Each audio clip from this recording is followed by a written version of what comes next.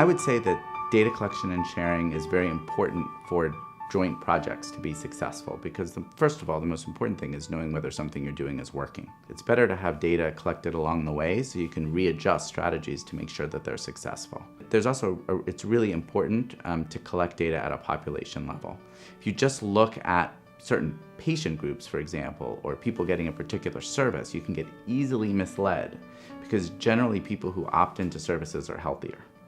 So if you're not also looking at the geographic level of data, you can miss what's actually going on.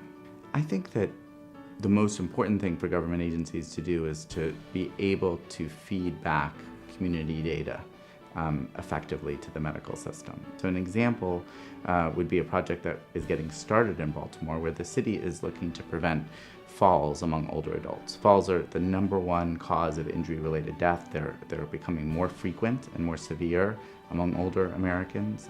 But you know, it's pretty much an abstract issue. It's an individual patient issue unless you get good data. And you could go from a normal situation or the historic situation where you get data on falls maybe a year or two after the fact at a very high geographic level, like here's the falls rate for the city, to here's a map of who's falling, you know, and where the falls are happening every week.